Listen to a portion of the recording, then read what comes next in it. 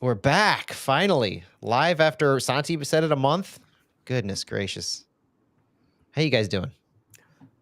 Doing great. Excited to be back talking soccer. It's been a while, so excited. And the team had changes that we're gonna talk about, and Some. it's a different outlook for the last part of the season. Some changes. I don't know, guys. We've got a ton to talk about. You good? You both good to stick around for the wind down? Because I feel like we could probably. This is one we could probably go for like 2 hours if we really wanted to. No, 2 hours. I don't. Wow. I don't think we're really going that long, but we could.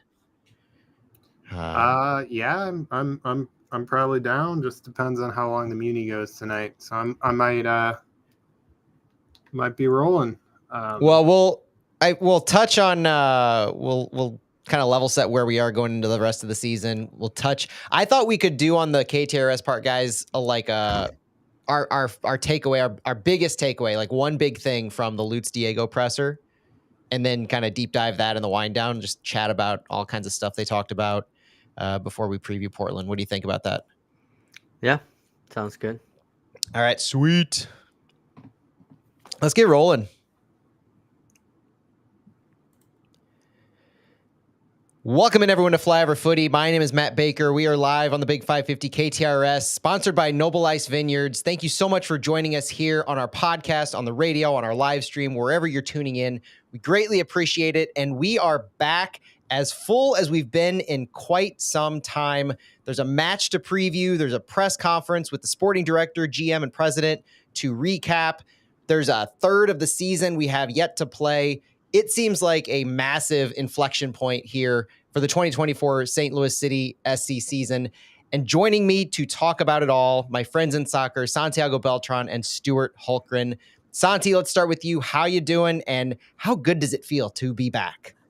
Doing great, doing great. Excited to be back talking to you guys, talking about this last portion of the season. I was saying before we went live, the team has quite a few changes, and it's gonna be a different team going into these last 9 games, and hopefully the magic will work and the team will get enough points. But excited for MLS season to start again, and excited about what I saw.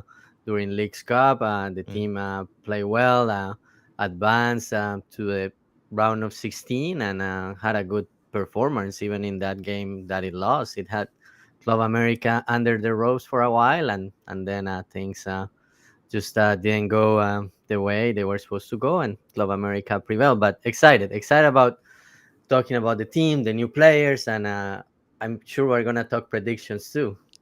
We sure are. But before we get into that, let's bring on Stuart Hulkren. Stu, it's been a while since the Flyover Footy fan base or audience heard your voice. How are you? How are things? That was a blessing for them to be split from me for that long.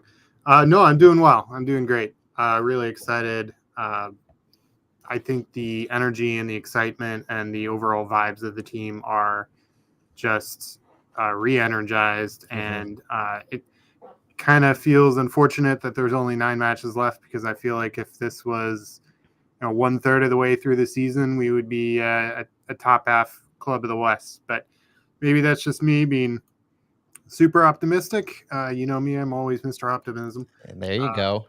So I'm doing well, doing pretty well. I think that's probably where this show's vibe is too. The vibes are not quite immaculate because of our place in the standings, the table right now, but the vibes are high. It's hard not to be optimistic. And we're going to get into what it's going to take to really progress this season past the regular season in a moment. But, Phil and I talked about it last week. We're turning the page on everything that's happened before this, and we are getting right back into St. Louis City, into soccer, on the field action. So let's pick up on Santi, what you were talking about, setting the stage for going into the back third of the season. We have 9 games left. By and large, it's an uphill battle in order to make the playoffs. And so, Santi, I want to start by asking you, do you think that we accomplished what we needed to from Leagues Cup as we progress through this back part of the season? And where are you in how you feel our goals of attaining the playoffs are, and just overall feelings big picture going into the last 9 games? Yeah, I think the team achieved what it wanted to achieve from League's Cup. Obviously, one more game would have been great, but at the same time, the team got a few days off, was able to rest, and now some of the guys that have been out for a while are in return to play protocol. But definitely, I think the team achieved what it wanted, which was seeing the new players, Cedric Toychar, Marcel Hartel, Simon Betcher. Those guys were important during the League's Cup games. They scored 2 goals each, and the team looked different when these new guys came in, which is something I like.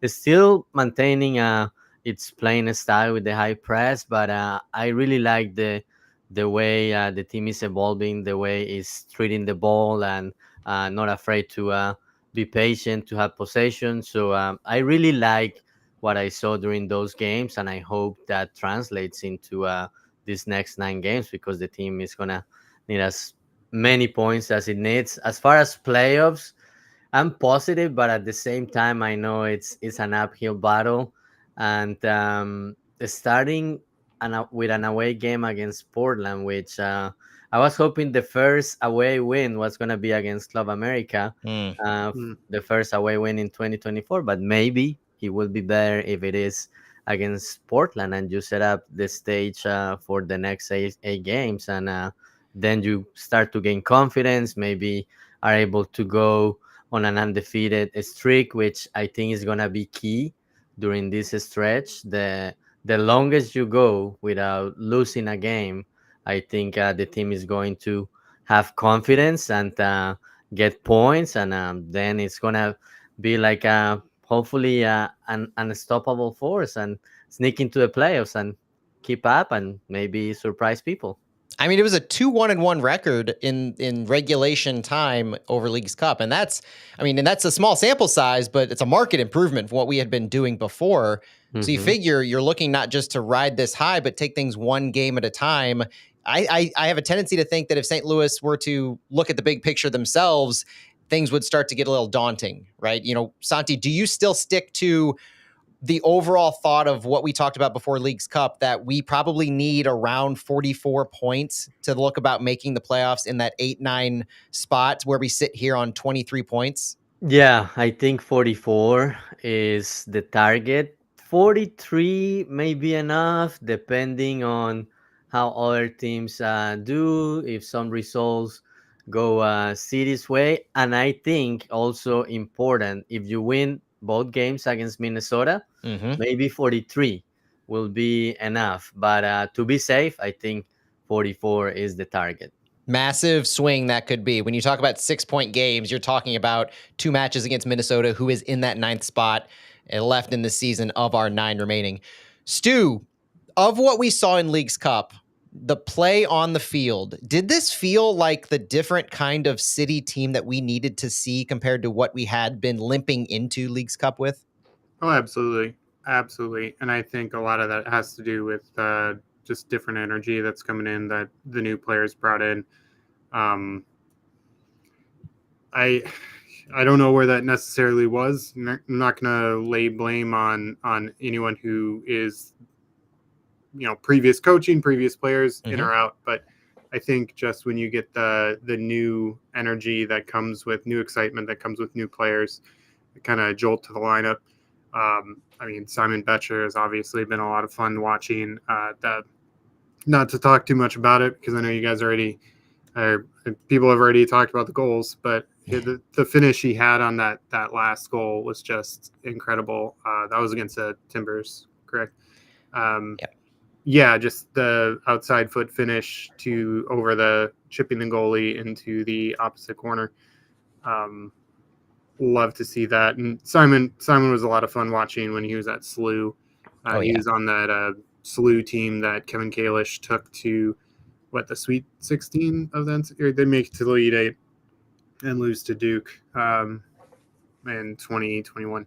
Anyways, no, a lot of excitement.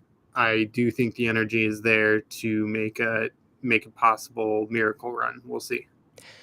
So, one of the big things that happened this week as we turn this page and kind of dial it into a little bit about this week and moving forward, still kind of looking at the big picture. Lutz Pfannenstiel, sporting director for St. Louis City, and Diego Gigliani, the GM president for the club, had a press conference kind of.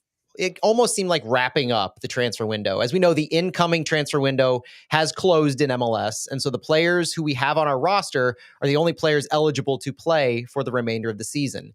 The outgoing transfer window, so to speak, is more or less open, and so transfer windows only impact coming into the league you're in or the country that you're in, and so European transfer windows remain open by and large. And so Lutz and Diego sat down on Thursday, and they kind of gave a state of the club, so to speak. So guys, I'm interested. Santi, you were dialed into that press conference. Stu, you've seen the social media, you've seen the quotes and comments and everything. So I want to get on the KTRS portion of our episode. One big thing that you guys might have taken away or seen discussed that you're interested in from this press conference. And then if you're listening to us on the Big 550 KTRS or watching on our live stream, stay tuned or tune into our podcast version. On our wind down, we will be going deep into this press conference on a myriad of subjects, including but not limited to Josh Sargent, Selmer Pedro, Tomas Ostrak, Simon Betcher. I mean, it's almost like a who's who of every single thing that's happened or been talked about so far was discussed. I'll kick us off, guys, so you can kind of gather your thoughts. My biggest takeaway was the comment that Diego and Lutz had to say about bringing in Marcel Hartel as a designated player. Specifically, Diego Gigliani's comment, and I have a direct quote here that I want to read because this is fascinating to me in context of building the roster, things that have been said about St. Louis's willingness to spend and where kind of the conversations have taken place between ownership, the front office, GM, sporting director, coach, in regards to the designated player role. Diego said, quote, "There was and is willingness and commitment to making investments into the team. We have the good fortune of a sporting director who can find great players on a free, but it wasn't a requirement. We said, find a good quality DP who can fit into this team, and Lutz was able to bring that great player and convince him to come here, who had many, many offers, but it was not a requirement." And this was in response to me asking the question about what their conversations were with ownership in bringing in a DP, who Lutz had been public earlier in the season, earlier this year, saying they weren't looking to bring in a DP after Nico Gioacchini left and when we were hearing rumors of the pursuit of Cedric Teuchert. So this was kind of eye-opening to me as the season progressed. Whatever circumstances caused it, you're now having the GM and president of the club basically saying they went to Lutz and said, find us a designated player. We have clear and obvious holes in this roster. And they mentioned elsewhere in the press conference, the number 10 position, attacking midfielder. Lutz had referred to Marcel Hartel as an 8-10, depending on how you look at it, because he's not a central 10, right? And so this entire concept now flips the script a little bit in that ownership to Diego as the man in charge of the entire organization saying, find us a DP. Does this seem as big of a deal to you guys as it is to me in the go forward of this club? I think it's huge, and I'm happy that the team went ahead and adjusted after it saw that results were not coming and that there were some holes in the roster. And the thing, I think we have talked about this. Yeah, St. Louis had a competitive roster after the end of last season, Mm-hmm. but basically kept the same group of players, brought some, but it was like the core group. And you see other teams investing, getting DPs, getting better.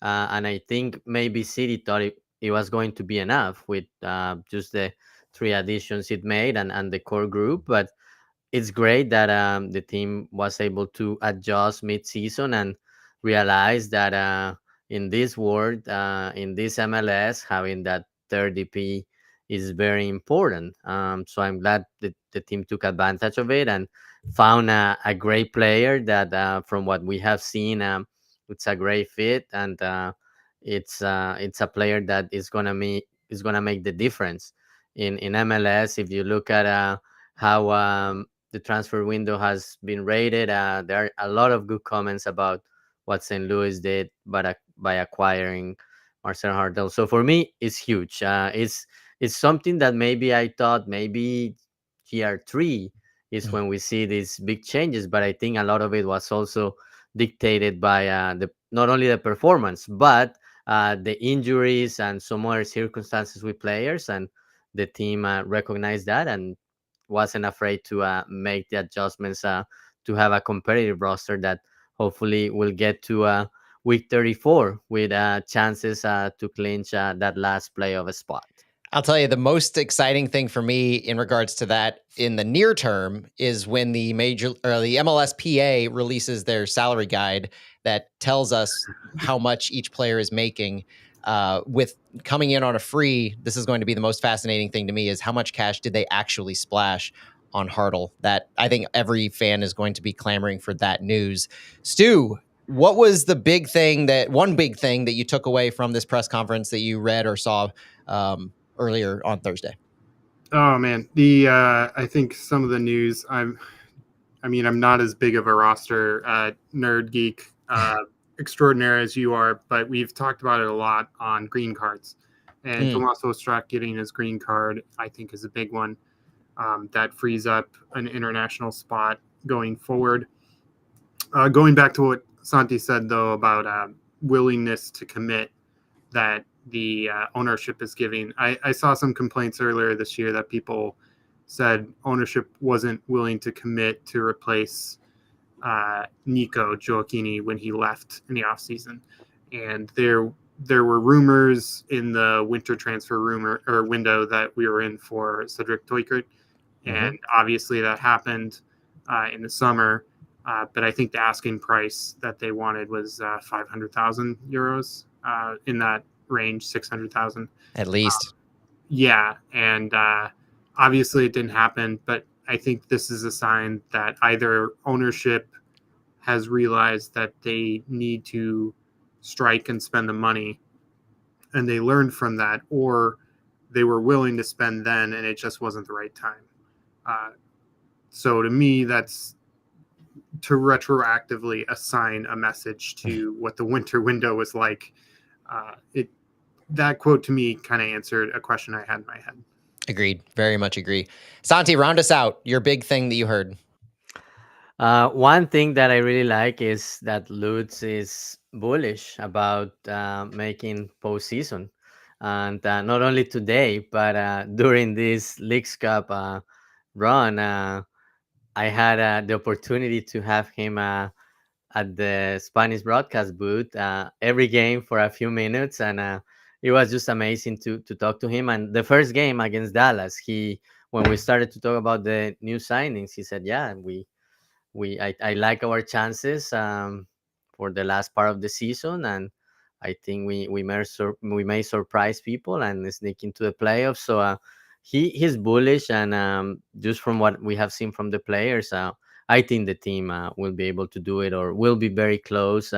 But it will fight and get until those last two games and still have real chances. It's 9 games, it's a lot of points, but I like the fact that he is bullish, and I was also excited about having the opportunity to talk to him.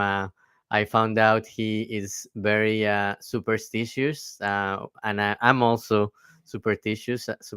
So we ended up wearing the same clothes from that Dallas game a couple of times. Well done. Well done. I'm a little stitious myself, so I can appreciate that very much. I think this is a good time to not pivot into Portland, but let's take that piece of Lutz is bullish about the roster he's put together, and let's talk about that roster for a second and see if we are aligned on what our ideal 11 would be before we talk about Portland. And before we do that, you are listening to Flyover Footy on the Big 550 KTRS. Thank you so much for joining us. We are sponsored by Noble Ice Vineyards for the 2024 season. My name is Matt Baker, and we are going to talk about our ideal starting 11 and our ideal lineup kind of real quick before we look at Portland this weekend. And let's be honest, we know a lot about Portland. We're going to touch on it, but we just played them 2 games ago, and we are their most recent game. So there's a lot of familiarity going into this match from both fans and both clubs. But Portland has played most of St. Louis's starting 11 or ideal 11. I think they're the only team to play most of them from MLS. So, guys, I'm going to start off by listing my ideal 11 if everyone is healthy. And we're going to touch on the injury report going into this weekend. And it's pretty positive. I don't know if it's this positive, but if every player was healthy that we had on our roster right now, my ideal 11 would have Roman Berkey in net, obviously. Our back line would be Thomas Totland at right back, Henry Kessler center back, Joachim Nilsson center back, Giannis Horn left back. I need to see more of Giannis before, but that's more of an assumption on how he's being sold to us at left back. Chris Durkin, Edu Leuven, central midfielders. And then in the attack, I go centrally Cedric Teuchert, on the left Marcel Hartl, because I like what I've been seeing out of there, though I would also like to see Hartl centrally. On the right, I don't know, honestly. Rasmus Alm, Indiana Vassilev, Nukvi Thorson. I think it's a hard-nosed battle for who can win that, but then Klaus up top. If everyone was healthy, I think you're fighting it out for that last spot. And that's as good as guys like Jay Reed have been playing, as good as Kyle Hebert's been playing, Simon Betcher. I mean, there's a lot of St. Louis City fans. Recency bias is a part of this, I think. There are a lot of conversations about Klaus not really being given that spot when he returns, but as well as Betcher's been playing, do you ride that hot hand? So right now, with everybody healthy, Santi, where do you see this lineup? I will ride the Simon Betcher hot hand. If he keeps performing and scoring, and you don't have to rush Klaus, you can take it easy, start giving him minutes, and maybe he will be important, like on second halves to close games. But if the man that came and took the job when there was an opportunity keeps scoring and keeps playing well, just give him a chance, and then you have that duo. You could even have games where maybe you look at having the two strikers, which is another option. So yeah, if Simon Betcher keeps playing well, scoring goals, I will keep him, and then give Klaus more time to recover, get minutes, and then if the team makes a run and makes the playoffs, then you have a healthy Klaus that has had a lot of minutes, maybe also some goals. But the fact that Betcher was so good, to me, that was a big surprise, that he was a great fit and was able to score a couple of goals. He got some criticism that first game because he had like 2 or 3 chances that he couldn't put away. But then the next 2 games, he did great, and he showed what he can do. So as long as he keeps scoring, I think it's his job for now. Stu, how do you see this lineup, and do you have any surprises in your pocket?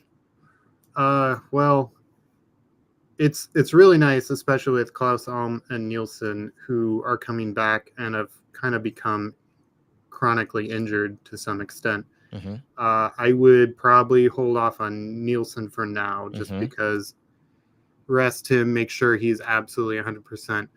On the right side, I would go with Indy. I know you're talking about Nukvi or Indy, and up top, I would say Klaus if he feels fit, just because I think he brings us the best chance to win. I know Betcher has the hot hand.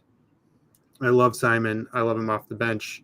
I think he did really well in Vancouver coming off the bench behind Brian White, and I think he would do incredible starting. But I think Klaus is one of the only guys out of the 23-man roster game day or 18 who's kind of that first on the name sheet. It's always going to be Berkey, and then Klaus is number 2 basically.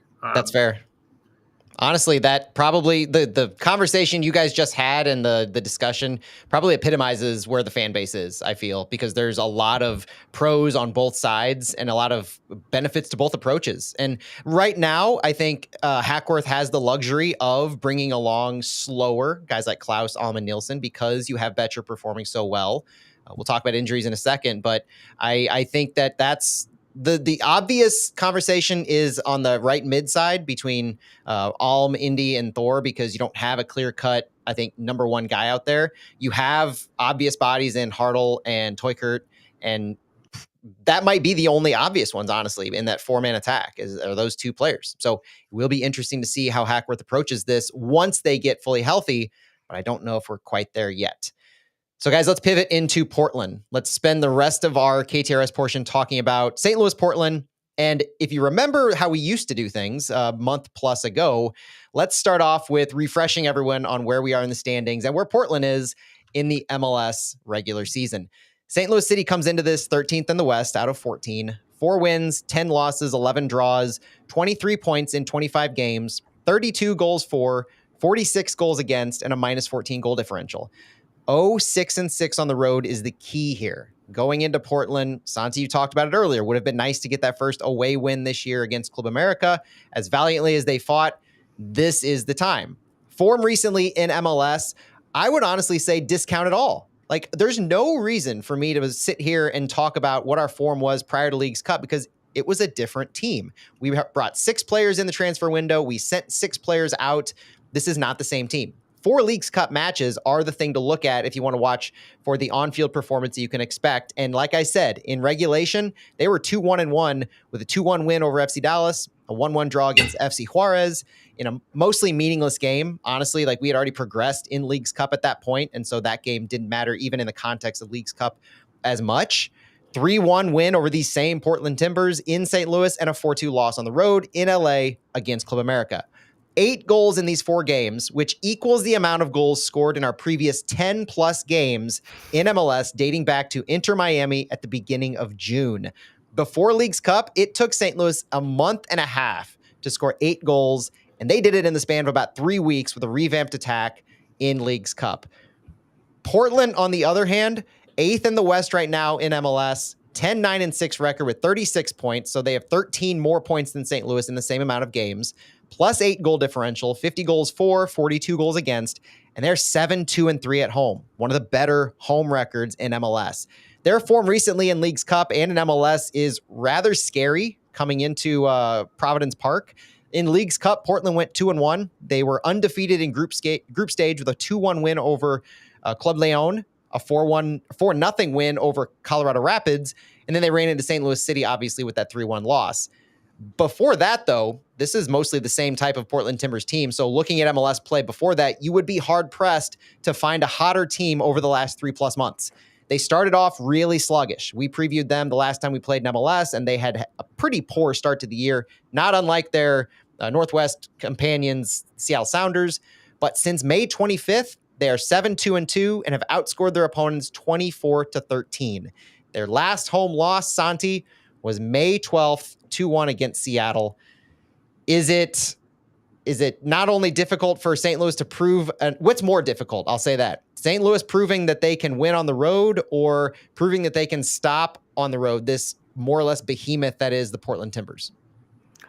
I think St. Louis, just knowing what's at stake and the amount of games that are left and what you need to do to have real chances to make the playoffs, this is it. Get that first win playing away. You already play Portland in the last few weeks. The one time City went to Providence Park, ended up winning the game. So it's undefeated at Providence Park, and yeah, it's difficult. It's a difficult place to play, but if you really have the pieces that are gonna take this team to playoffs, this is the time to show that and the time to do it. So I'm confident the team will have a good performance against Portland. I was a little bit concerned when the team played them in Leagues Cup, just because the form Portland came in. You mentioned their MLS form, and they won their 2 games in the group stage. Had their first win in Leagues Cup against a Mexican team, beating Club Leon, and I was a little worried about that game just because the form they were in and the amount of talent they have. But City was able to break it down and was way better with the ball than previous times that it has played Portland, and I think that's gonna be very important. So yeah, I'm confident that the team will be able to get that first result playing away. Stu, what are your thoughts on St. Louis going into Portland, Portland's form, and what we saw against them most recently in Leagues Cup? So first of all, if anyone has a chance to go to Providence Park, it is an absolutely gorgeous stadium. Surrounding area is fantastic with the tram trolley that goes around there. Highly recommend. I know there's some St. Louis fans that'll be there this weekend representing St. Louis. I mean, one of the great things about Leagues Cup was the team finally showed that when the chips are down, they can put up a fight. And the remaining 9 games, every match is a must win. So got to win against Portland.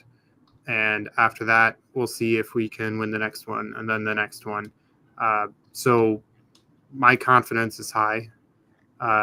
Last year after Leagues Cup, everything was reset for us. And I think that's going to be the same for every team out there. So whole new season.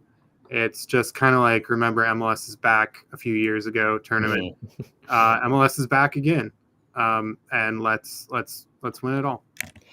Yeah, I don't think any team in MLS needs a reset more than us at this point. And I would argue that similar to the grades that different teams had during the transfer window from guys like Tom Bogert, MLSsoccer.com, Backheeled, all these different places that were looking at our transfer window performance, it's hard to argue that we could have received a better kind of boost than we did this window going into this reset that we kind of needed. Guys, let's look at Portland themselves, because if you recall, Portland, very strong team. Characteristically, they don't like the ball. They like to play off the counter. Some of their strengths include attacking down the wings. They love to create direct free kick opportunities. They love to run the counterattack. They steal the ball from the opposition in that low to mid block. They are strong with aerial duels. They attack through the middle in progression as they get the ball out to their wings. And they love to play the offside trap. They love to catch teams sleeping up high, which is a danger for St. Louis in at least how they used to play early on. And so those are some obvious ways in which Portland matches up positively against St. Louis. But at the same time, some of the weaknesses that Portland has shown early this season is a weakness in keeping possession of the ball. They don't like to keep possession, but if you could force them to play out of the back and kind of beat them at this high press, they're not great ball handlers. They're not they don't perform well at keeping control of the ball.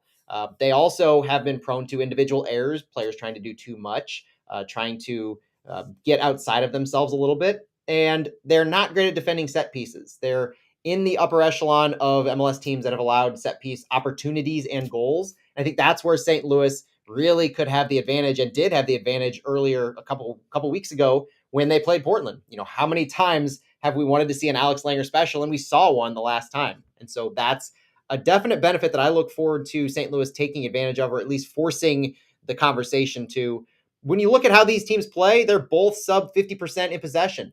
Portland, mentioned, they don't want the ball. They are the 13th lowest team in possession numbers, 48.5 average. St. Louis, the 5th lowest, 46.5 average. Some key stats that I like to pull that really talk about the differences between these two teams, differences or similarities, really. Shots on target percentage.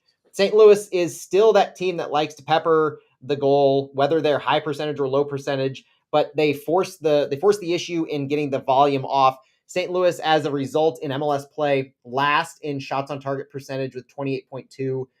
Portland, 8th in shots on target percentage with 36.9% of their shots being on target. Significant number in speaks to their creating of high quality chances through their absolute star in Evander. Aerial duel percentage is another thing that's fascinating between these two clubs. Both of them are really strong at it. So going head to head in winning these aerial duels is still a key in how St. Louis progresses the ball up the field. It's not smash and grab. It's a little more tactical, especially under John Hackworth. And one of the things that St. Louis has done well is win those and retain possession a little bit better. But Portland is just as good with them. St. Louis second in the league in aerial duel percentage with 54.5. Portland 5th, 53.3.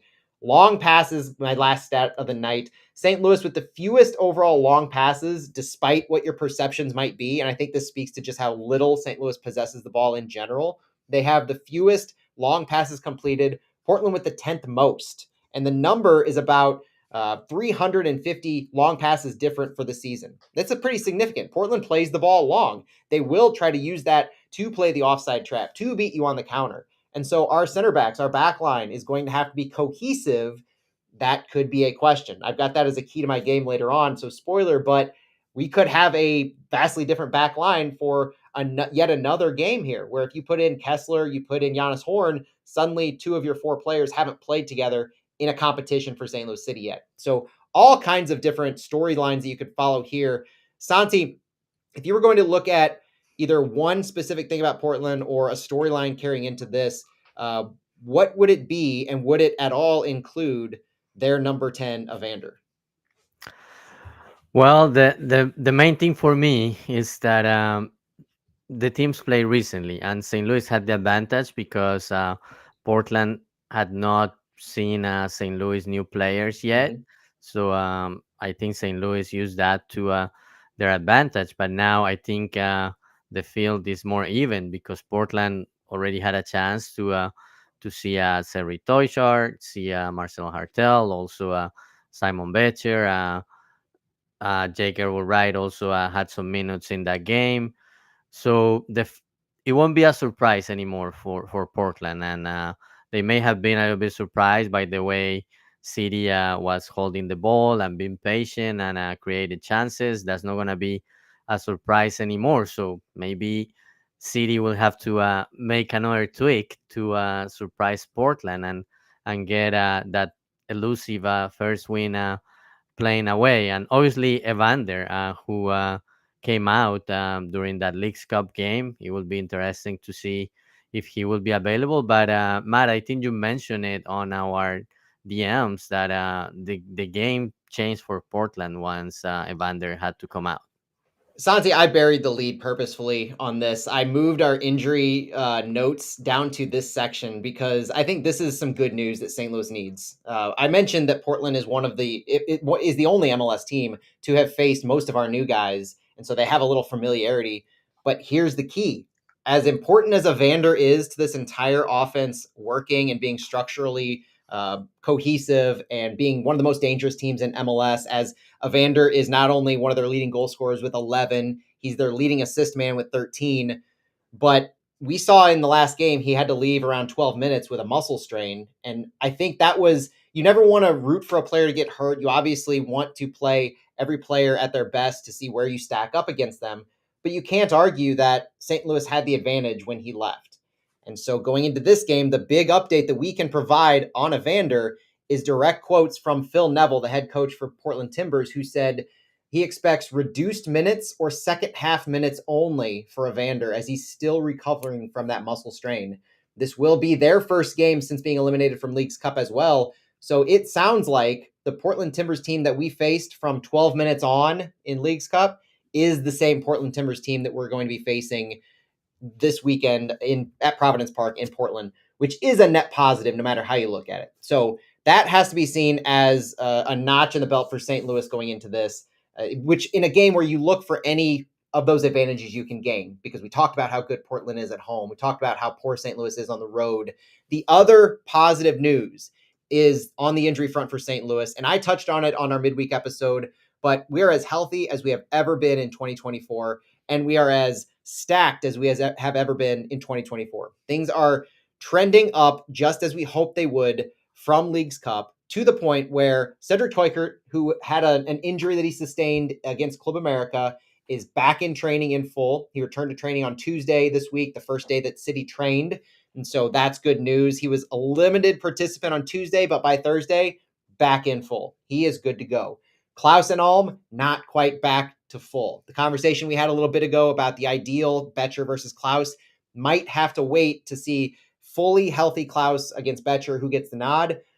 Klaus and Alm were both back with the team in full on Thursday, but they split off towards the end of the media open portion to run laps. So similar to where they were on Tuesday, you could see a little bit of a progression, but it would shock me if Klaus and Alm were both in the starting lineup just based on the fact that they are progressing. Portland plays on turf. That is an underlying thing that St. Louis is now so keenly aware of after what happened in Seattle. And on that front, Joachim Nilsson is right alongside those guys. John Hackworth said he's a little bit behind them in his recovery, but it was kind of shocking this week how it seemed like Joachim Nilsson was progressing. But Hackworth was very, very specific when he articulated how cautious they are going to be with Nilsson. To me, There is no chance Joakim Nilsson sees the field against Portland, not only because he's probably not ready yet, but you're not going to make that same mistake twice. And you can see it in John Hackworth's eyes, how much it pained him that that happened against Seattle. He's not going to pull that same thing twice. The other surprising thing on the injury front, guys, Chris Durkin. Chris Durkin apparently sustained an injury against the Portland Timbers the last time they played, yet he was playing against Club America after sustaining some kind of knock and injury that he was bouncing back from pretty well. He was running alongside Klaus Alm and Nilsson on Tuesday, but by Thursday, fully back, fully right alongside Edu Leuven. Everything seemed like it had progressed enough for him. So potential scary thing that we didn't even really know about Chris Durkin, but glad to see he's back with the club. Non-injury updates. Jabulu Blom back with the club. No indication that anything is still lingering from the issues that he had, non-injury issues. It was suspension for violating club policy for Portland in the last time we played them, and it was a healthy scratch, not traveling with the team for Club America. He was training with the team in full this week, as were Jonas Horn and Henry Kessler. Kessler, obviously the new center back arrival in the Tim Parker trade, and Jonas Horn on loan from FC Nuremberg, both with the team, both training. Unknown if they will play this weekend, as Hackworth more or less sounded like there is competition at both of those positions. Now, you would assume that Kessler has the edge because not only was he a starter for New England, but you bring in a player with that kind of capital behind him, it's going to leverage itself a little bit, I think. And Jonas Horn is the more unknown to me. Jonas Horn, Jay Reed, options at left back that one has been trending positive, but Jonas Horn's a little bit unknown. So, guys, with those injuries, is it Portland that you're more curious about how they play without Evander? Or is it St. Louis in finally having a more full complement of players available to them? Stu, let's start with you. A little bit of a wild card on that. I'm actually curious to see if Portland's going to start their Kiwi center back that they signed 2 weeks ago. I know he didn't feature in the last match, but that's Finn Sermon. I just think it's kind of funny that both clubs signed a A-League player during the same window, 20-year-old A-League center backs. Finn Sermon is a center back from Wellington Phoenix of the A-League, and he joined Timbers late July 20th, July 15th, somewhere in that range. That's just my curiosity there. You were talking about aerial battles. Yeah. And I had to look up what his stats are if he played left center back next to McGraw, and he is not good in the air. So let's hope he starts. I hope we see Finn Sermon play. I'm make his debut. I'm not sure. That is my curiosity. It has nothing to do with Vander. So sorry that didn't answer your question at all. No, it's gave way more depth than what I was expecting. That's fantastic. Santi, are you going to add any new notes to that, or what do you got? Yeah, I'm intrigued about what the backline will look like. When we talk starting lineup predictions, you will probably see a different lineup from all of us. But yeah, it's two new additions. I just not sure if you want two new players on your backline first game of this new last portion of the season. That's definitely true. That's a lot going into it. And Jonas Horn, question in the chat from Dustin Zerbriggen is it possible Horn would be shifted to center back, or is he definitely left back? Totland, Kessler, Horn, Reed would be interesting. No doubt that would be interesting. I think you still have the same question about Horn in general, fitness-wise. Hackworth was very clear this week saying that Horn was one of those guys who hadn't played since May. He was noting that the only guy of the entirety that came in this transfer window kind of ready to go off the shelf, so to speak, was Marcel Hartl. And it seemed like Jonas Horn would need a little bit of this runway to get ready. So he was on the bench against Club America. I don't know if he's ready to start. But also Lutz did call him out very specifically in the press release. And we've heard him say that he's a left back by trade who can play center back. Not unlike when Thomas Totland came to us, he had played left back right before coming to us out of more necessity than anything, but he's a right back by trade. Jonas Horn, left back who can play center back. I think with our depth at center back, my personal opinion right now, even casting Joakim Nilsson to the side for a second, you still have Kyle Hebert and Josh Aro who have proven themselves capable of stepping in. I don't know, unless you are desperate to keep Jay Reed in the starting 11, which I don't know, you might be. That would be the thing that would push Giannis Horn to center back, is a desperation to keep Jay Reed, or if you went to a 3 center back look, which we can't discount their propensity lately to use that at least from time to time, periodically, if not starting. So that's something as well. Guys, we have got to wrap this up on the Big 550 KTRS. I'm going to run down my keys to the game real quick, and then I want your starting 11 predictions. We're going to go rapid fire in that. I've got 3 takeaways as keys to the game: a successful high press, forcing Portland to play out of the back in possession. The more shots we have, the more opportunities to set them up in possession that way. More of the same from our attack. We need to continue to see our attackers gel, because more than likely we're going to see the same attack that we have been the past few games. We have to take care of the ball. Talked about how Portland was not great at taking care of the ball individually. Portland begins their dangerous moments in transition off the counter. They will build through the middle. It had been Evander before, but who knows who will take that position. But they build through the middle, kick it out wide, and then they have crosses, switches. They are willing to do whatever it takes. They are middling in the pack of a lot of MLS stats, and so they have a lot of different ways in which they try to beat you, oftentimes based on your own weaknesses. Backline alignment, I will pick up exactly where you left off, Santi.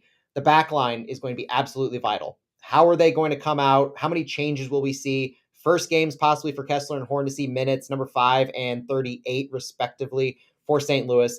Does this mean a half new back line, or do we ease them along a little bit? Either way, they have to be cohesive. Stu, take us home with your starting 11 for this game. All right, so I'm going to go with Berkey, Totland, Kessler, Hebert. I think he was very strong since he came back from his Canadian call-up. I will go with Horn, making his debut. Durkin, Leuven, Indy on the right. Teukert, Hartl, and Klaus. Santi? All right, going Berkey, Totland, Kessler, Heber. Gonna go with Jay Reed, Durkin, Leuven. Going with Indy on the right, Toyhart, Hartel, and Simon Becher at top. Ooh, we're going to have some conversations this weekend, boys. I had Berkey, Totland, Kessler, Hebert, and Reed. So I think, Santi, you and I aligned on the back line. Durkin and Leuven in the middle. Obviously, we've all got that. I differed from you guys. I have Thorson on the right, Teukert, Hartl, and Becher. So we've got some differences. We'll see where we pan out for our consensus. Maybe Phil's going to have to be the tiebreaker for us this weekend. Score predictions as we go, guys. Stu, what do you got? I'm going to do a repeat of our previous match, 3-1 City. Love it. Santi? I love it. 2-1 City. I will as well go 2-1. A win is not a must win to remain in the hunt for the playoffs, but holy cow, would it feel good and go a long way into proving that this team is capable of making the run they need to. That's it for us on the Big 550 KTRS. We are Flyover Footy. Thank you so much for joining us. For Stuart Holker and Santiago Beltran, my name is Matt Baker. Thank you so much, and go City. Go Vamos City. Really screamed home there, boys. That was awesome. That's what I get for making way too many notes. I had too much time this week without having a fallout last weekend, so I just made too much stuff. So many more notes. So many more notes. Oh, if you haven't scrolled down to see the wind down, buckle in. Oh, notes and notes and notes. No. Hold on to your butts for this one. All right, I'm going to grab a drink for the wind down. Stay tuned for just a moment, guys. Thank you. I'm going to grab a mattress. Be here for a while.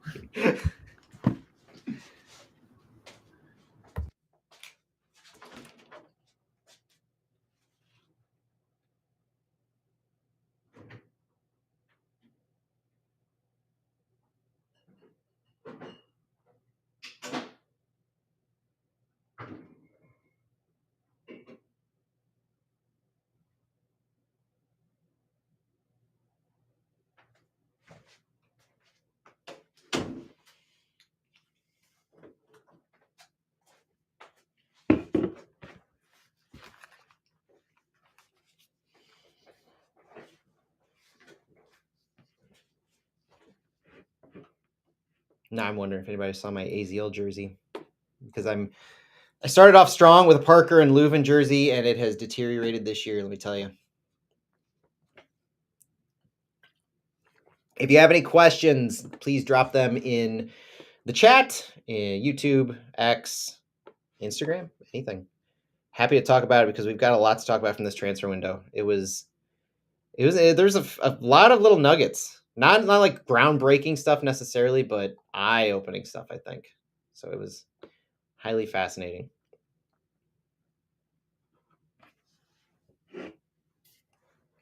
We will definitely be doing the Sergeant stuff.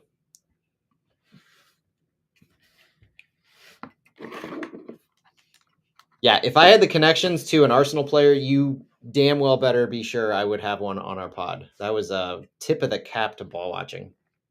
Well done.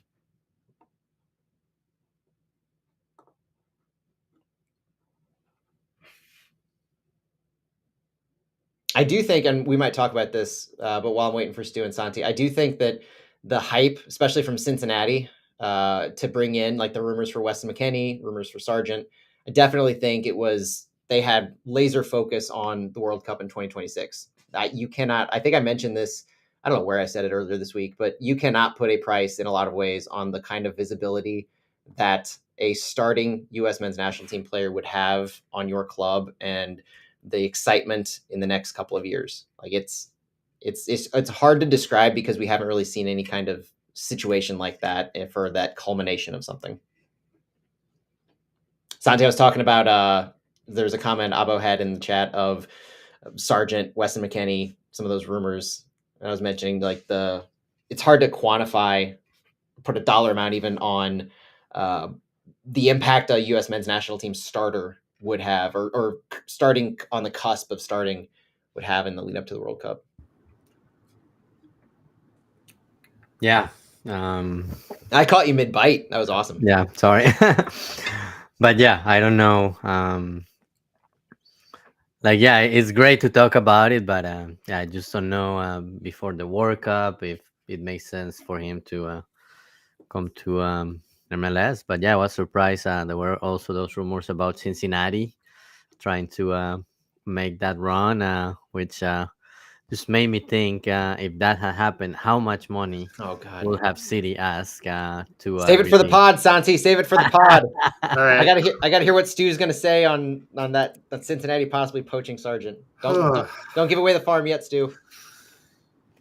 Mamma mia. Are you guys ready for the wind down? Yeah. Yeah. All right. Welcome back to the wind down. And you know it's fall because I have a Count Orlock and I feel like it's fall, even though it's August. Well, today was pumpkin spice latte day. Was it from really? Starbucks? Yeah. My notifications and chats got blown up. All the mid 30 somethings that I'm all my friends now. 'Tis the who, season. have been obsessed with PSL for a long time. Yeah, they let me know today was pumpkin spice latte day. 'Tis the season. Santi, what do you have on tap tonight? I'm having a Sam Adams Oktoberfest. Hey, so I'm in the mood too. We need those cool temps. I want to get back to City Park and actually be able to wear my scarf and find use for it. Speaking of scarves, the appropriate day, Bryce Jimenez in chat asks thoughts on the new Berkey and Klaus scarves. I mean, it was kind of weird. There was an email that went out to season ticket holders on Thursday. There's an event next week, or 2 weeks, September 5th, whenever that is. I get 2 my weeks, I get my weeks confused nowadays. That they're having just an event, kind of a gathering where they're selling these Klaus and Berkey scarves. They're not the first player scarves, though, right? There was a Berkey scarf available, and then an ill-timed Tim Parker scarf. Tim Parker, yeah. Poor guy. I'm a fan of the player scarves, especially those kind of caliber of players, and I think it speaks to one of the pieces of discourse before we get into the Lutz and Diego press conference on this topic. One of the pieces of discourse over the past couple of weeks with the Tim Parker trade is those not familiar with MLS, which is a lot of folks, were kind of surprised at the speed and ease of which a player that meant what Tim Parker meant to St. Louis City was traded. And it seemed like it came out of nowhere. It seemed like it was quick to the trigger because in the long history of St. Louis City that is yet to be written, we're only going to look back and say Nico Gioacchini was only here for a year. Tim Parker was only here for a year and a half. And it's going to seem like a drop in the bucket. And so I like these scarves because it makes tangible the impact that these players have had on this young club. And it's something that I don't know if it will persist for years and years and years, but as long as you keep it to that caliber of a player who means so much to the fan base, and it doesn't take long for St. Louis to fall in love with a player, obviously. And so I am a big fan of these scarves, and I do think it was unfortunate the timing for Tim Parker, but I think that just shows the impact that he had, and it's kind of setting aside all of the contract conversation, setting aside wanting to get value for him, and just speaking strictly to the player and their impact, not just on the field, but to the city itself. My daughter's favorite player is Klaus, and she doesn't go into the weeds of is Klaus producing quality chances? What's his goals added? She just likes to watch him play. I am shocked she does not. I'm trying. She's not like her dad. I'm disappointed. The math is just a little bit over the head here. The eyes glaze over a little more quick, even for normal conversations. But no doubt that there's a lot of people, kids and adults in St. Louis, who feel the same way. We go really into the weeds on certain things and analyze to a fault at times, but take a step back and just see like the value that these players have had. I love the idea of the scarves. What do you guys think?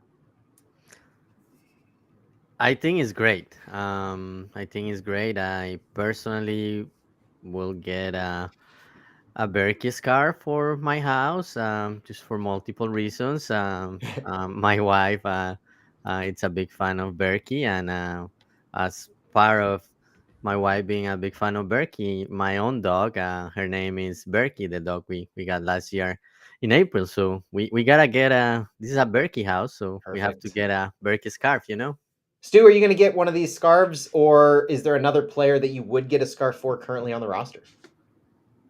Oh, I would love to get both these scarves. I think they're great. I think these are going to be something that, you guys both know I probably have several hundred soccer scarves now. So I love collecting soccer scarves. And I love both those players. And I think, 5-6 years down the line, they'll be fun to have and trade or whatever people do with them. One player I'd love to have, who I think is just one that everyone's fallen in love with, is Indiana Vasilov. I think Indy would be a fantastic one. It's a great call. With or without the mask, though? Well, you could do mask on one side, right, and no mask on the other. Quality. And maybe mustache on one, mustache on the other. Who knows? I mean, you can play with the design a little bit. Because they do have, Klaus doing his reindeer celebration on his scarf. Oh, that's cool. So Indy's another one of those players. That's a good shout out. He's going to be at Hot Shots with Thomas Totland here. Bartending. Groves. Yeah, bartending. Yeah. That'll be. He's definitely one of, if not the biggest fan favorites. And when is that one? Oh gosh, you put me on the spot. Oh, sorry. I'm gonna have to go find it now. I want to say next weekend, but I could be wrong. Next weekend? Okay. We'll find it before the end of the show. Guys, I want to pivot to Lutz and Diego because we've got a lot to talk about on this until something else comes in the chat and completely derails the conversation. But might as well start with probably the biggest thing that everybody saw from this press conference and wanted to hear Lutz's opinion on, and that is St. Louisan U.S. men's national team striker Josh Sargent. Lutz noted a few things about Josh Sargent. So let's frame why he talked about Josh Sargent for anybody who wasn't paying attention during the transfer window. Let's go back to St. Louis having the rights to Josh Sargent in MLS. As a reminder, MLS did away with a mechanism called the allocation order, which was basically this draft lineup that had given priority to teams for bringing in U.S. men's national team players that wanted to come into MLS. And so if a Weston McKennie wanted to come to MLS, somebody would have there would be an allocation order for him. Whoever's at the top would have first priority. They couldn't pull the deal. It goes to the second, yada, yada, yada. Trades were made on all of those things. MLS did away with that. that was one thing fantastic they did to streamline all of their signings is they got rid of that last year. But when they got rid of it, St. Louis had the first pick. And so as compensation, because we were the expansion team at the time, we had one player we could pick to protect, to have their rights. We chose Josh Sargent. So his rights now belong to St. Louis for MLS purposes. And if you remember the saga with Marco Royce, with Marcel Hartle, discovery rights have been in play in both of those situations that St. Louis has been in conversations with.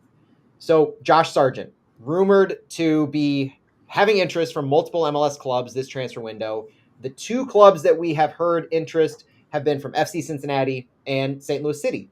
St. Louis City more implicitly because they have his rights, but it's also been discussed by people such as Tom Bogert, Taylor Twellman, and Paul Tenorio that St. Louis was one of those teams that were interested. I don't know if they were the team along with FC Cincinnati who had a competing offer, but the rumor was Norwich is asking for $25 million at least for Josh Sargent as a transfer fee. FC Cincinnati was rumored to be willing to pay $20 million. We don't know about St. Louis, but Paul Tenorio was saying that St. Louis was in conversations. And so he didn't speak dollars and cents. I'll go ahead and give that spoiler alert. Lutz noted that Josh Sargent, being a St. Louisan, always creates a connection to the club. He's a 24-year-old U.S. national team player for Norwich, which is a great achievement in and of itself. And Lutz said they are honored as a result that there are rumors out there talking about Josh and us. Lutz said, I believe it's a very natural thing simply where he comes from. Let's see what the future brings. So he didn't open a door too wide. He didn't close a door at all.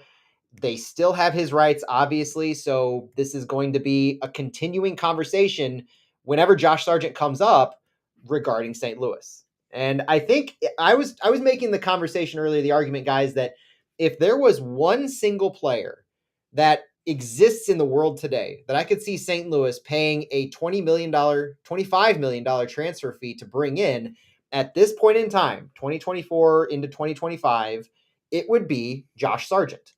And the reasons are pretty straightforward. He's at an amazing quality of player. I mean, he's scoring goals regularly for Norwich. This is a guy who is in form in the prime of his career. And so from a St. Louis City perspective, I'm talking about from the club's perspective, this is a player who would be a game changer on the field just for who he is. You add in the connection to St. Louis, you add in the connection to the U.S. men's national team as a starting caliber, if not out and out starter when he's in his form. And then you add in the fact that the World Cup is coming here in 2026.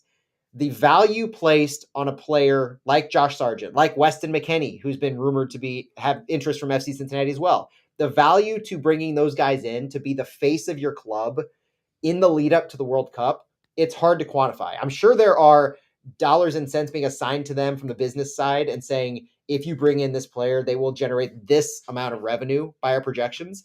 That's the kind you're talking about. You're able to have those conversations. And I think that if I were to guess, this is purely me guessing, that's the kind of conversation that ownership is having to say, is it worth it? Like, where can we draw the line and say we're going to get somewhat of a return, but we're also going to get so much more intangibly from bringing in Josh Sargent on top of what he would do to the club quality-wise on the field. Santi, where are you in the conversation of St. Louis City and Josh Sargent? And I might want to save Stu for talking about Josh Sargent himself and his career. But Santi, where are you in the City Sargent conversation? So when the rumor came out, I was like, no, there is no way City is gonna pay 20 million plus to get him. But as I hear you talking, Matt, and also just the remarks Lutz made, not closing the door completely, just made me change a little bit. Like, if you are gonna get a player like him, it has to be now. He has a contract until 2028. He's 24. So if you wait until 2028, 27, you may be missing on some of his prime years. So if you really want a St. Louis guy like him that had success in overseas, I think this is the time to do it. I just don't know if the club will be willing pay so much. And as you said, yeah, there are models. He's gonna sell a lot of jerseys, and just the quality he will bring to the team could make the team an instant contender for next year. So yeah, I'm changing my stance a little bit, and if it works, if the team is able to make it happen and everybody's on board with spending more than 20 million, go for it. You're giving me too much credit, Santi. I'm starting to get a little too inflated of an ego, thinking I can go talk to ownership about how to make this work.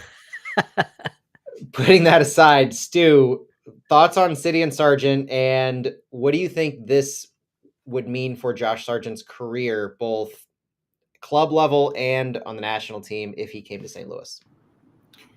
So the conspiratorial, side of me is wondering how much of a push there is for U.S. soccer and MLS to bring some of these guys back for 2026. Yeah. There seems to, I mean, we've heard rumors about Mauricio Poch coming over. He's not officially the head coach of U.S. soccer. Don't US tell Men in men's Blazers that, because man, they've already gone full on excitement for it. I mean, all signs point to it will be announced and they're working out everything. As far as Josh, we do know that Josh was at a City match in July, which, I mean, his family lives in St. Louis. He grew up here. He usually spends some part of his summer break here. We also know that he was at a FC Cincinnati match in July, and he was with the owners. That was something I was unaware of until last week when the rumor came up. The price tag that Norwich put on him of 25 million, was that pounds or USD? Do you know? I don't know. Dollar signs have been put on it. Okay, yeah. I mean, however it is, that was basically like an FU price that they put out there, for lack of a better term, because Bournemouth was attached to Sargent for a little bit in the, it's the summer transfer silly season. It was dollar, by the way. It was dollar because at the time when it was reported, Taylor Twellman called the $20 million under what it actually was. Okay, and that would be a record incoming transfer fee for MLS. I believe Thiago Almada is the current record at $16 million US. With Sargent, I'm never going to cheer against the guy. If I can cheer for Kip Keller, for FC Cincinnati, and Pat Noonan, I can wish, and now Nico, and we'll get to Nico later, but if I can wish those guys well, I can wish Josh well, but I cannot see ownership letting him go to another MLS team. And the allocation rights that they have to make a good faith bid to retain the rights. Obviously, you have to have an agreement with the player as well. Right. So Josh could just not want to sign for us, which would be disheartening, but devastating. Yeah. I mean, he had a goal and assist for Norwich. They're going to push for promotion in the championship. I don't see them realistically letting him go unless there's some sort of offer that absolutely blows him away. And I don't see him necessarily coming back to the U.S. unless it's the same. Because if he has another good year at Norwich, he's going to play in the Premier League, or he'll play in Serie A, or he'll be one of the top 5 leagues. Either he'll get them promoted, or he'll get bought by a Crystal Palace or a Juventus. Well, probably not Juventus, but a Bologna or something, or one of those mid-tier clubs to prove himself a little bit more. And like Santi said, he still has a few years of his prime left. He's 24. Mm-hmm. He'll be probably good 6-7 years of his prime, but every club, especially if they're mid-tier, the next club he moves to is going to be the one that is looking to make a big sale on him if he can go big. That's just where I rest. but talking about Weston McKennie, he actually extended today with Juventus. Okay. So Cincinnati clearly shot off their the- shot on him, but he is. I think he's making. Well, I'm seeing he's making 2.5 million euros a year. I don't know what that is per week, but that's a significant salary. Pretty significant, yeah. Well, I mean, yeah. but Stu, did it surprise you then that the rumors were Josh Sargent was agreeable to a move to Yeah, FC Cincinnati? I mean, I was surprised, but that's what leads me to believe maybe there's some internal push from U.S. Soccer saying we want our guys, or again, conspiratorially, if we're spending this much money for a coach like Pochettino, we want, and who knows how much of that money is coming from MLS. I'm sure they're paying part of his salary. Like in Canadian soccer, where the U.S. men's national team coach will have like MLS, like MLS's U.S. men's national team coach or something. Don't tell me that. I mean, who knows? You hear rumors and stuff, but yeah, in regards to that, for people who don't know, the Canadian men's national team coach, his salary is paid basically by the Whitecaps owner, 90% or something like that. It's like a college football booster type program, and they retain some kind of naming rights to the position. Yeah, and I've heard rumors that U.S. soccer, or not U.S. soccer, but some MLS owners are kind of approaching this in the same way. Take that with a massive grain of salt, because I mean, you're talking a million rumors all the time. You're talking Messi level stuff going on here, where the rumor was and we know these guys talk and they work together to make these big splashes. Sure. So McKennie fell through. Ream came back, but that's a totally different thing. He's twilight of his career, and he needs starts and time to push for 2026. McKennie and Sargent are locked on starters as long as they play. Yeah, and it may be one of those cases with Tim Ream where Charlotte wanted their national team star. They wanted somebody to hang their hat on, and Ream was their option, their player that they were able to land. And that could be the first domino that falls, because FC Cincinnati, Chris Albright was pretty open to the fact that they were willing to splash some hefty cash. He talked, and I talked to some FC Cincinnati guys on Cincy Soccer Talk earlier this week about the big moves that FC Cincinnati had tried to make in this transfer window. You know, there were rumors of signing a number 9 who could really move the needle, and it ended up being Nico Gioacchini that they brought in on loan from Como. And so that was their splash that they were able to get across the line at the end of the transfer window, after the rumors of, I know he doesn't play the 9, but Weston McKennie, and after the rumors of Josh Sargent came out. So they were shooting their shot in trying to bring substantial players of quality. And Albright even gave his state of the club speech afterwards, saying, we still have money in our pockets. You know, they're still cash heavy apparently in Cincinnati, waiting to sign players. So the summer transfer window is where all of this by and large happens with these European players or players based in Europe. And so I don't know if anything's going to move the needle this winter, but FC Cincinnati is going to be a force to be reckoned with next year, which will be kind of that final push in bringing home these men's national team stars, if MLS has that eye to make that happen, to sell more jerseys, sell more merchandise, have as your beacon player going into the World Cup. Next year is going to be next year could just be a wild ride to watch unfold when it comes to rumors of Sargent, McKennie, or not McKennie because he just re-signed, but these men's national team players that MLS teams could be interested in. Guys, any other thoughts on Josh Sargent before we move on? No, not from me. I just hope he scores 20 goals, 10 assists, and stays in Europe would be my preference. Or back here. I'd love that too. But that's fair. That's fair. Yeah, I mean, success no matter what for Josh Sargent. It's fun. But I love tweeting about him on Saturday mornings, what the goal highlights and everything like that aren't region locked, that we can show and retweet from England. Let's talk really quick about a comment that Lutz made. This is more fun and poking the bear before we get into the specific things from some of the players, like Pedro and Ostrak and those kind of guys. I want to talk about what might be a shot at Marco Reus. I want to talk about Lutz saying, quote, "I'm going to be blunt here. if a player wants to play in MLS, but only wants to play in LA, Miami, and New York, then they're just here for a holiday.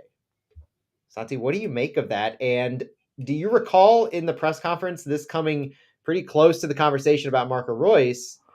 And do you think that this was a shot, or do you think this was just a observation in relation to Marcel Hartle coming to St. Louis and the players that Lutz is targeting for St. Louis? No, I don't think it was a shot at at Marco Royce, because he also said that there wasn't anything substantial, although it could have been part of that too. Because I remember Is there it a chicken was or the egg conversation, Santi? because there was maybe there was nothing substantial, just because of that. I remember seeing something about his wife not liking St. Louis, Mm-hmm. and maybe that's why conversations didn't advance. So yeah, maybe there is a little bit of hey, here is a shot at Marco Royce, but at the same time, if you think about it, big players always want to come to the big cities, and St. Louis is a different market. So I think he was also referring to that when players just narrow down, no, I'm going to the East Coast or the West Coast, and the big cities where I have access to a beach and all of that. Some players just want to do that, and it just takes additional work for teams like St. Louis, who are not in those markets, to convince a player that St. Louis is a good city to spend 3 4 years of your career. So yeah, I think there is some truth in that, and maybe a little bit of a shot at Marco Royce. I can't wait for September 1st, when Marco Royce comes to City Park with LA Galaxy. Stu, what do you think on Lutz's comments here? And is this also kind of Lutz's way of saying it's not the fact that St. Louis is flyover country, it's the fact that he kind of put it on the player more so than St. Louis as a destination? Well, St. Louis is flyover footy country, but no, The I company think man right there. company Love man. it. No, I mean, I think Berkey signing for St. Louis kind of changed the mentality that we all, or a lot of us, had before the club even started, which was if we're going to be a competitive MLS market year over year, we're going for kind of either hungrier guys from South America who want to prove themselves, or maybe those secondary tier guys who are high quality and can perform, but they're not. I mean, it's not like Dortmund is an incredibly beautiful, known for its incredible beauty. It's true. I haven't been there, but its reputation is as a very hard-nosed, brick and mortar kind of Rust Belt German city. Mm-hmm. The Ruhr Valley ones. Here's the question: that comment could have easily just been a shot at a guy like Douglas Costa, who came over to LA Galaxy, really, pardon my French, shat the bed, did not perform for them, and he had half a good season for them. And who would you rather have? A guy like Douglas Costa or a guy like Johnny Russell, who's been just absolutely incredible since he left Derby County and went to Sporting KC, and he's their captain. Mm-hmm. Douglas Costa chased the LA dream, and the LA Galaxy dream ended up with a player who is not a good quality player for them. Yeah. Maybe it was a shot at Giroud. Who knows? He's joining LAFC. Maybe it's a shot at Antoine Griezmann, who's keep it coming, Stu. Who might be joining LAFC or all of the Barcelona, senior academy guys. Yeah. That's yeah. I mean, there's plenty of examples, right? I mean, that's the reason I think he said this is there, and that's a stigma that not just St. Louis, but a lot of teams and cities have to fight against, especially in MLS, where the league itself is fighting against a reputation as a retirement league. And when you have, go. And we're I mean, Marcel Hartl had offers that I'm sure were from top level European leagues. Joachim Nielsen was part of the Swedish national team picture when Lutz sold him on the project that we're building over here. I mean, Berkey could have been a backup keeper to basically any top 5 club or most top 5 clubs that he wanted to go to. You want those guys who are hungry and buy in. And so there are definitely quality players who could have played in a market that isn't St. Louis who have ended up here. And to be honest, you won't find a bigger St. Louis City, the Civic City homer than me. I love this city with all my heart. So I could sell them. I mean, if the club wants to send me abroad so I can be PR for them and sell this wonderful region to recruits, I will do that. They know my phone number, or they probably don't, but Matt does, and Matt.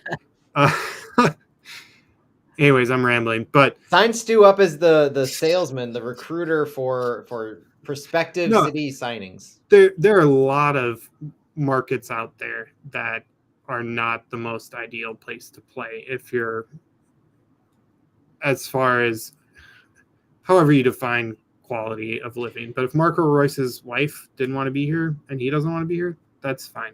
And I honestly think that we have, if not turning the page, then we've turned the page on mid-market or lower market teams and cities being able to attract top quality talent. Like the designated player situation across MLS, you're having Minnesota, you're having Dallas, you're having Austin, St. Louis, Colorado. I mean, every single one of these cities in the middle of America, northern to southern borders, have their issues, whether it's weather, whether it's the club themselves, whether it's things to do in those areas in relation, in competition to the coasts. And I think I was having a conversation earlier this week about the discovery rights in general need to go away, because not only is it antiquated, but in the same concept, like they were purposefully implemented so that these smaller market teams could put claims on players that they had no realistic chance of signing, because you had these preconceived notions of, you go to LA, you go to New York, you go to one of the coastal cities, you go to Chicago even, and nobody else had a chance. But this would give them some compensation before players went to those places. Like the Galaxy couldn't just bring in whoever they want. They had to compensate the Colorado Rapids for somebody else. And so you still have that concept in place, but I think that we're turning the page on that, if not already past that. Of St. Louis can bring in a player like Marcel Hartl, and Minnesota can bring in Emmanuel Reynoso, and and Sebastian Driussi down in Austin for an expansion team. I mean, you're having these players who can move the needle. Hani Mukhtar even in Nashville, places that they're not the coasts. They've got their own issues, their own things that the cities are working through, and yet they're still able to attract these talents. So it's not just, I mean, Lutz was basically like the black and white of it all, about palm trees in certain places, the beautiful locales, the off the field stuffs, kind of positing it that way. But you can go any number of directions on, we're in this new era of players who come to MLS aren't just coming for it as their retirement landing spot. Some players still are when they're done with Europe, or they're feeling like, they want something, just a different challenge, or a slower pace of life, different things. They want to visit America, so they'll come here and they have these opportunities on the coast. I just think that Lutz is looking at it more as, if the player doesn't want what I need them to do to help this team compete, and they're not focused solely on that, he doesn't want them. Yep. And Lutz and Diego themselves could have gone elsewhere, but they're here. So, right. Yeah. Agreed. Entirely agree. Yeah. And you've got the Columbus Crew even. I mean, they're one of the perennial teams in the league that are doing this kind of stuff and attracting this kind of talent. And so, I mean, it's just a new era at MLS where those old tropes don't necessarily apply. And you can easily poke holes and make fun of the players that do, but you can't discount the fact that it's not the club's fault at these kinds of things. The clubs will find the talent where it is. Diego even said that in this press conference. And we talked about it earlier, that they're not mandating you bring in players on a free. They're saying, find us a designated player here. And Lutz is able to find the player who they're able to maximize the value for. That's why I'm so excited to see Hartle's salary, because it's clear that he found the best value for this kind of a player. They didn't go spend $2 million in a transfer fee and they're paying the player $500,000. That's not the caliber of player that they were targeting, Lutz's connections and everything. So Lutz Pfannenstiel is as valuable to me right now as playing on a coast for some of these other teams.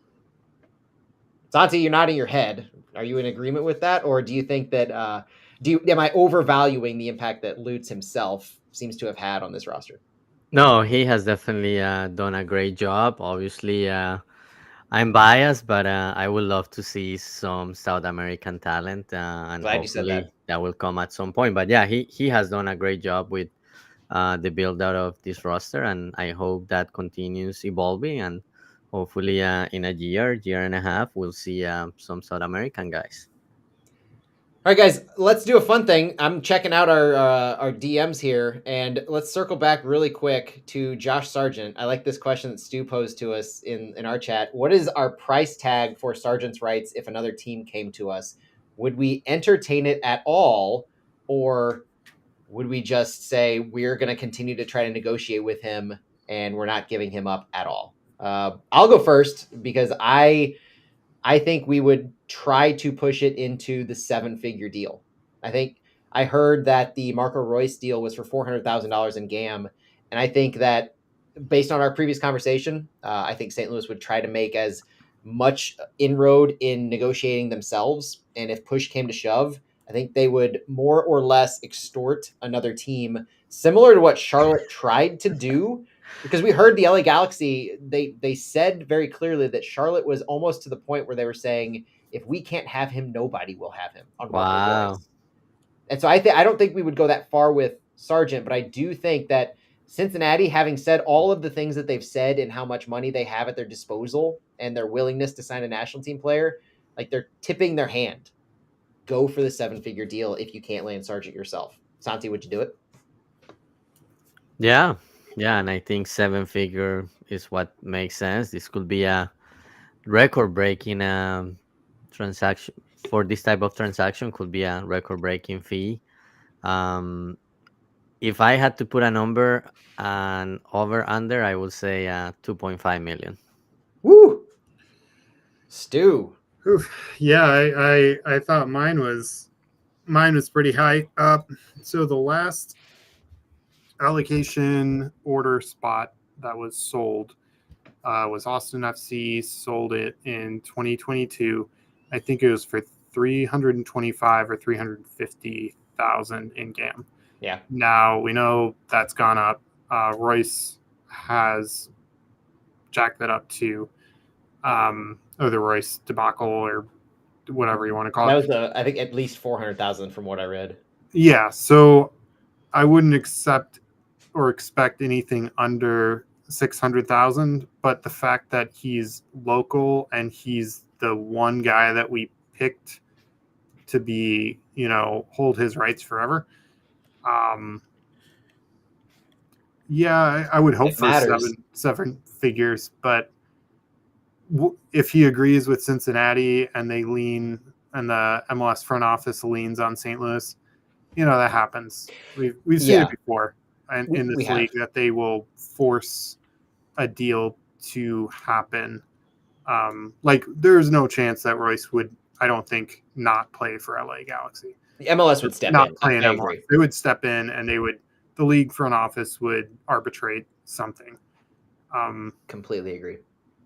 So that would help explain a little bit in the future. So keep this in mind. If Sargent does go to Cincinnati sometime in the future, this is not just St. Louis wasn't able to match a price or St. Louis let his rights go. I have no doubt. I completely agree with you, Stu, that this would be MLS as a league stepping in and saying, we need him in our league.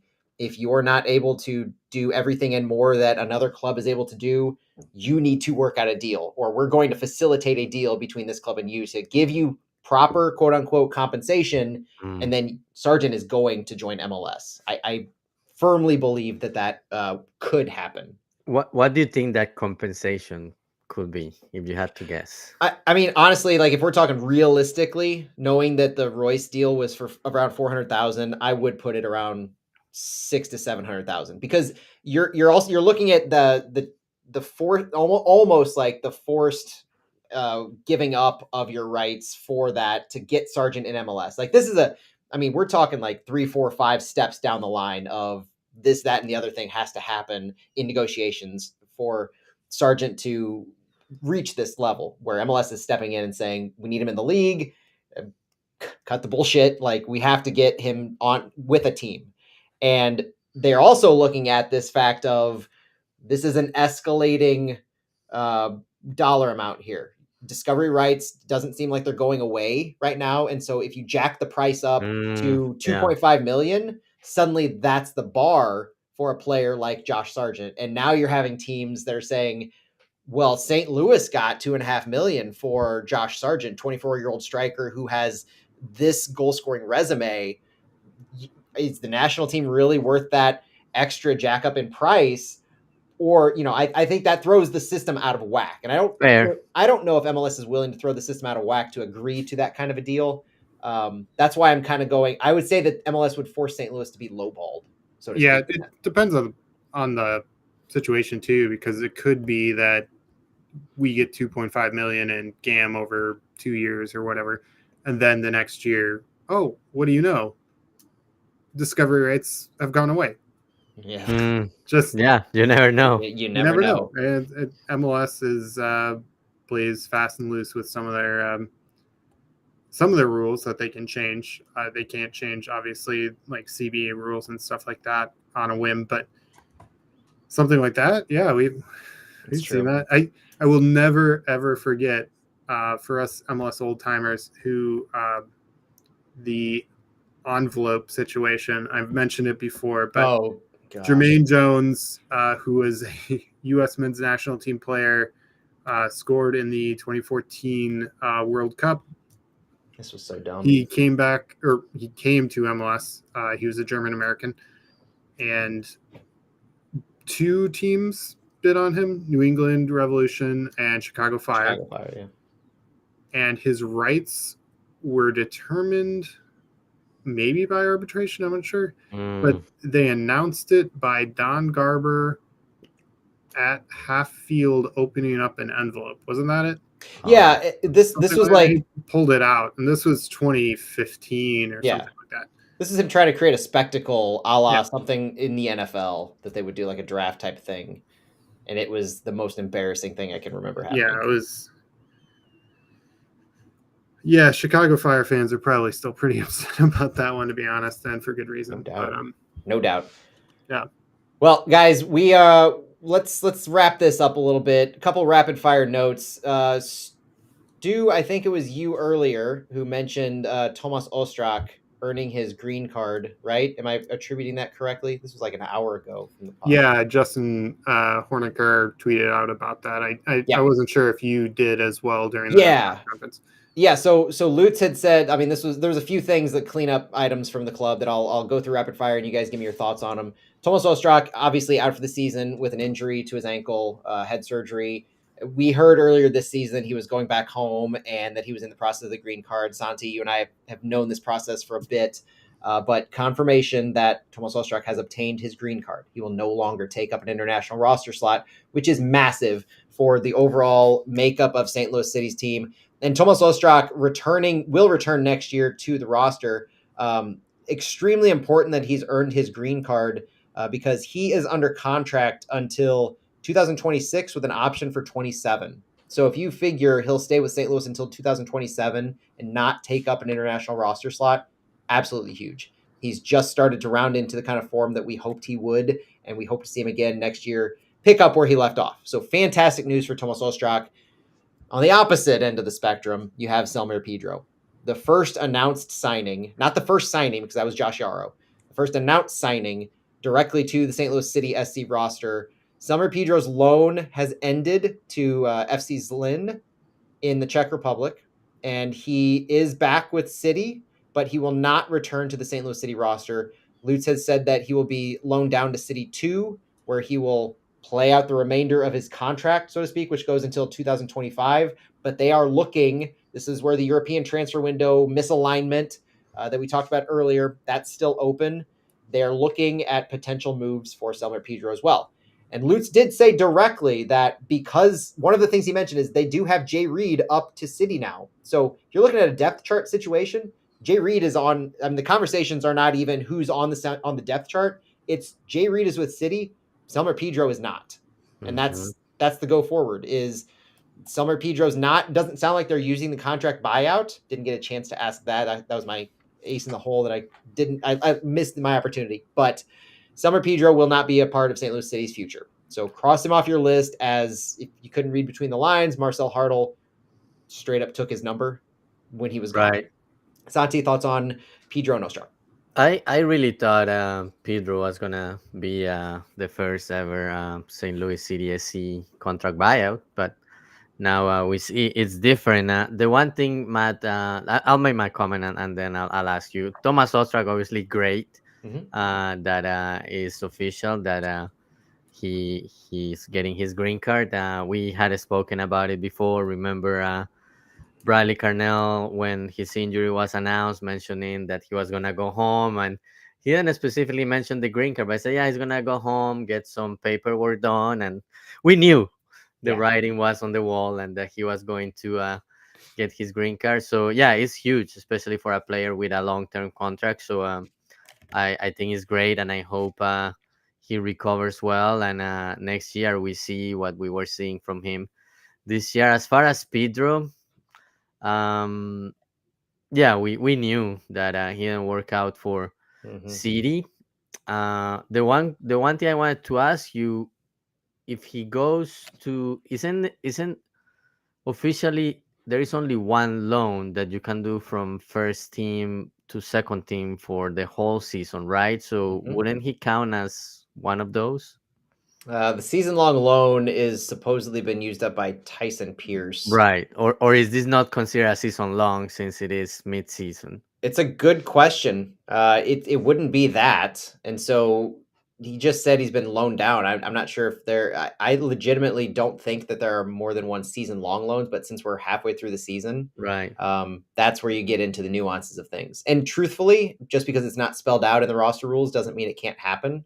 And so this is probably where that comes in. Is he's not on loan anymore, but he's also not taking up a roster slot because he's doesn't have to be season long loan as far as I know. It can just be Right. a quote unquote temporary loan Mhm. that continues to persist. And so that seems like that's where we are now. But I would be, this is something to continue to monitor as we look for buyers or people to take on a loan for Pedro where we would probably still eat his salary.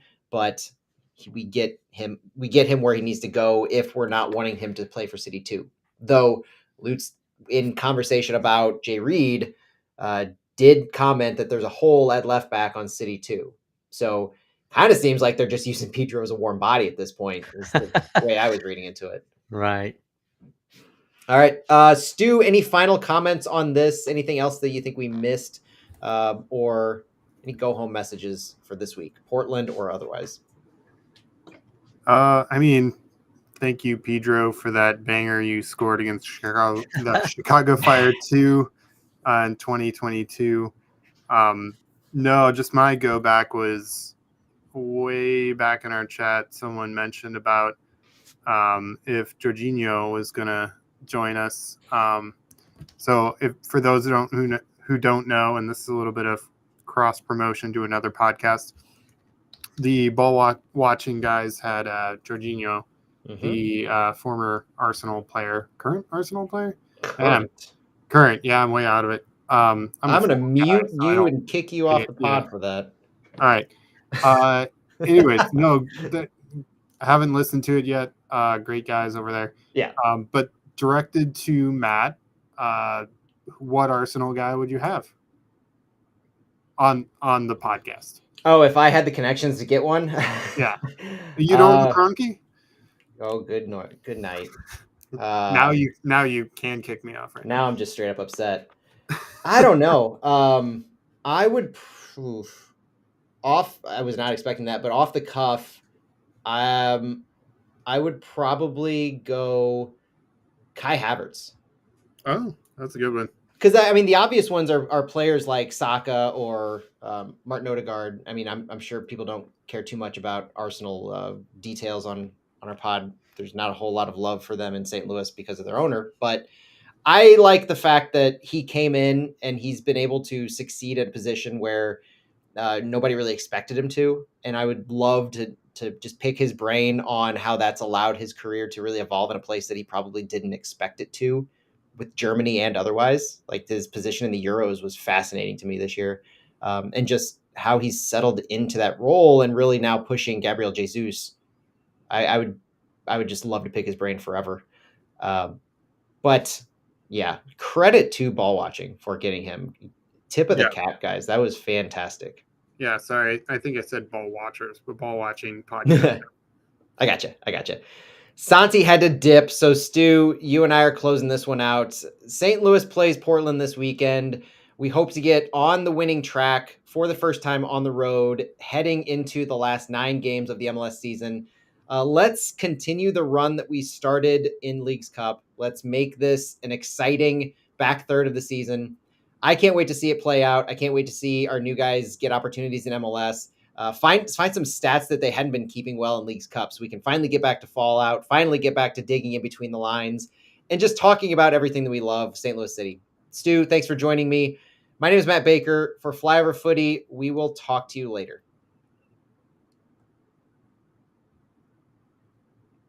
Awkward pause, and we're out.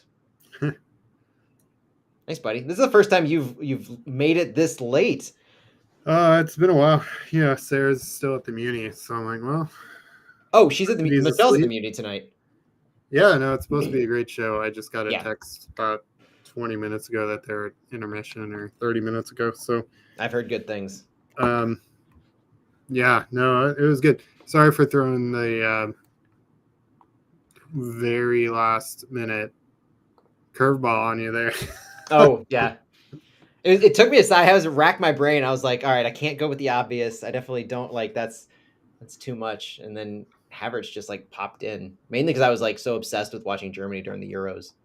No, yeah. He's had a very interesting career, and dealing with the pressure that comes with 2 major, London Premier League clubs and transfer fees and everything. People struggle with those kinds of transitions. Yeah. Like that's not easy. Yeah. Yeah. All right, man. Good talking with you. Yep. Have a good night. Thanks everybody for tuning in.